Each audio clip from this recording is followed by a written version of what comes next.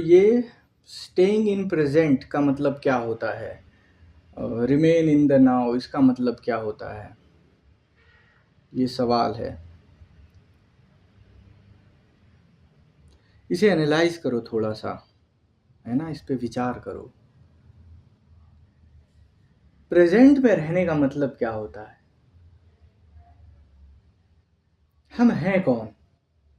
मतलब आप as a person, आपकी क्या आइडेंटिटी है?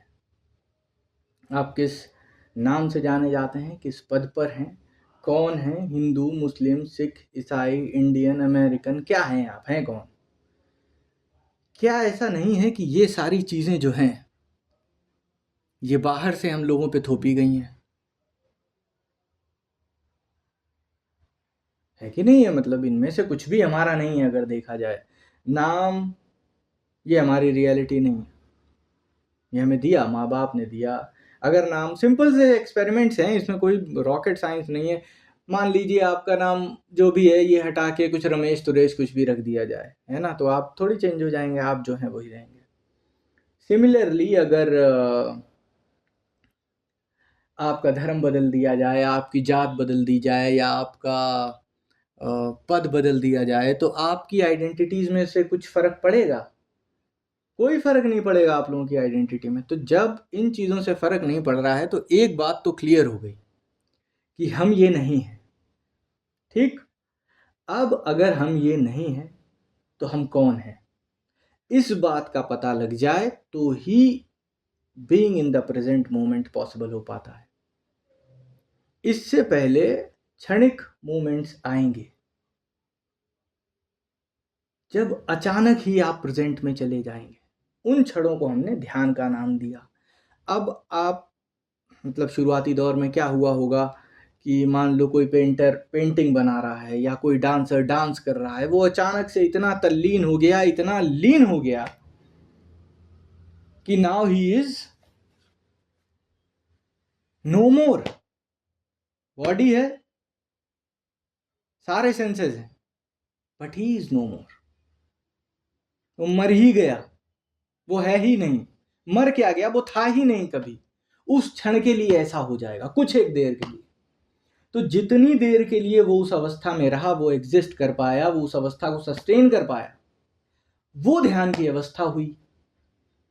अब लोगों ने क्या किया, पुराने दौर के जिन्हें साइंटिस्ट कहा जाए या ऋषि मुनि कहा जाए, इन लोगों ने इस बात पे रिसर्च की और इस बात को समझा कि ये जो अचानक आने वाली स्थिति है, जो कभी भी आ जाती है, कि आप किसी एक किताब को, किसी धर्म ग्रंथ को इतने ध्यान से पढ़ रहे हैं, पढ़ते पढ़ते पढ़ते आप कहीं खो गए, डिसअपियर हो गए। The total state of ecstasy, Anand, ultimate bliss, एक ऐसी स्टेट में आप पहुंच गए। उस स्टेट को पैदा करने के कुछ रास्ते निकाले इन साइंटिस्ट लोगों ने या ऋषि मुनियों ने। पर्टिकुलर पोजीशंस उन्होंने डिजाइन की कि आप इन पोजीशंस में अगर बैठेंगे तो वो जो एक प्रिपरेशन है इस अवस्था को लाने की। अब हर आदमी तो आर्टिस्ट हो नहीं सकता, हर आदमी तो पेंटर हो नहीं सकता। तो जब हर आदमी पेंटर नहीं हो सकता, हर आदमी आर्टिस्ट नहीं हो सकता, तो इसका मतलब क्या वो उस अवस्था को पा ही नहीं सकते जिस अवस्था से हमें ये पता लग जाए कि वी आर नॉट। और अगर सेंटेंस को इतना नहीं समझ में आया, वी आर नॉट, अधूरा लगेगा ये सेंटेंस कई लोगों को, 99%। तो इसे उनकी समझ के लिए थोड़ा सा और आगे बढ़ा देता हूं मैं। We are not what we think we are, but we are not is enough and is correct. But चलो ठीक है, समझ के लिए उस अवस्था तक कैसे पहुंचा जाए जहां पर हमें यह पता लग जाए कि जो हम सोचते हैं हम हैं वो हम नहीं है, या हम क्या हैं ये हमें पता लग जाए। तो ये छोटे छोटे शॉर्टकट्स निकाले गए। बहुत समय लगा होगा, बहुत रिसर्चेस की होंगी उन्होंने अपने लेवल पे, जो लेवल शायद हमसे बहुत बड़ा है। तो इस बात को पाया उस समय के लोगों ने कि जब एक पर्टिकुलर पोस्चर में आप बैठते हैं तब उस अवस्था में जाने के बहुत ज़्यादा चांसेस हो जाते हैं। जब मन धीरे धीरे शांत होने लगता है तब उस अवस्था का आना श्योर शॉट हो जाता है। मन को शांत करने के लिए शायद ये आसन काम आए। अब और चीज़ें निकाली गई होंगी कि मन तो बीच बीच में भाग जाता है, हम सभी का भागता है जब ध्यान करने बैठते हैं, तो क्यों ना कोई एक ऐसी कांस्टेंट चीज बना दी जाए जिसके माध्यम से मन को वापस शून्य में लाया जा सके।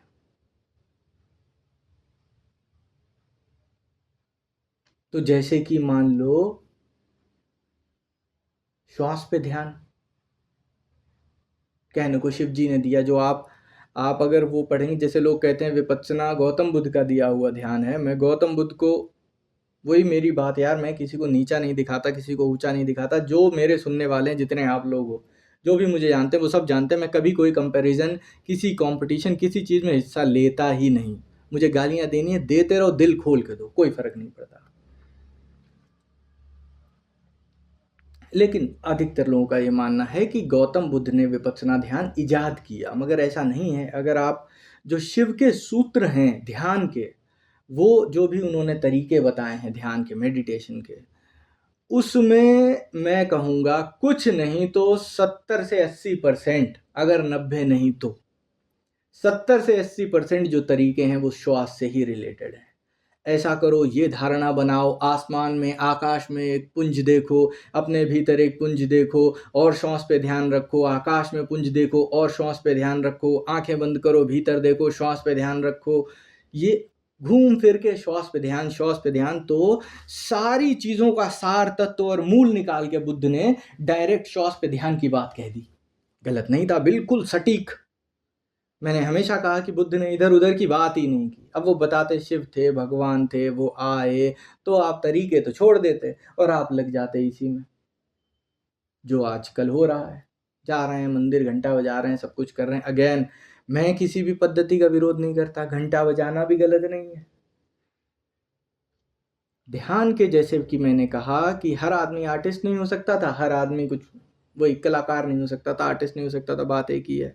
मतलब कहने का कि हर आदमी एक ऐसी अवस्था में अपने आप से नहीं पहुंच सकता था, तो उसके लिए ये तरीके इजाद किए गए। मंदिर में जो बड़ा वाला घंटा होता है, आप उसे बजाओ और उसके नीचे खड़े रहो और उस आखिरी साउंड की टंकार को सुनो, द लास्ट वन, अंतिम। बिल्कुल आपने बजाया घंटा और खड़े हो गए और बस सब डिलीट, और सिर्फ वो आवाज, वो धीरे होते जा रही है, धीरे होते जा रही है, होते जा रही है, होते जा रही है, and then suddenly it disappears. Probably within 3 to 6 months, अगर आप ये सुबह शाम डेली का प्रोसेस बना लो, तो एक दिन उस आवाज के साथ आपका जो मैं है, जो आप हो, your very own existence, for a friction of second वो डिसअपियर हो जाएगी। 3 से 6 महीने का समय मैं उन बेवकूफ़ों के लिए कह रहा हूँ जो बिल्कुल भी ध्यानी नहीं। अगर आप लोग ये प्रयोग करने बैठ जाओगे तो मुझे लगता है 10-15 दिन, कोई तो पहली बार में ही इस चीज़ को अनुभव कर पाएगा कि साउंड के धीरे होते होते होते वो विचार शून्य अवस्था को पाने लगा। इसी अवस्था को एलोंगेट करके हमने ध्यान कहा। तो जैसा कि मैंने कहा, ये पुराने ज़माने के साइंटिस्ट और रिसर्चर्स ने इस बात को ढूंढा, खोजा और निकाला कि ये भी एक तरीका हो सकता है स्वयं को डिलीट करने का, खुद को डिलीट करने का। यही अवस्था being in the now, being in the present है। इसके अलावा आप फोर्सफुल जो कुछ भी कर लेंगे, आप पास्ट और फ्यूचर से मुक्त नहीं हो पाएंगे, बिकॉज आपका जो देखना है, जो आपकी दृष्टि है, the very act of seeing or watching anything or looking at anything comes from the past. आपके देखने का तरीका, आप जो देख रहे हो, आप विचारों का एक पुलिंदा हो, इसके अलावा और आप कुछ हो नहीं। तो the very you is a thought itself. I think therefore I am, शायद आइंस्टीन ने कहा था। बात बिल्कुल सही है। This I is a thought itself. अगर आप अपने भीतर, मैं हमेशा 50 बार मैं ये बोल चुका हूँ, ज़रूर इस चीज़ का एक्सपेरिमेंट करें, अपने भीतर ही अंत तक सवाल पूछते जाएं। चाहे शरीर मेरा नहीं तो मैं कौन हूँ, ठीक है, ये हाथ मेरे हैं, मैं नहीं हूँ तो मैं कौन हूँ, ये सांसें मेरी चल रही हैं, ये एक प्रक्रिया हो रही है, तो मैं कौन हूँ, कौन ले रहा है ये सांसें, ये कहाँ से प्रोसेस चल रहा है। धीरे धीरे आप जब भीतर उतरोगे, then you will find nothing. और शिव की डेफिनेशन क्या है? The one who does not exist is called Shiva.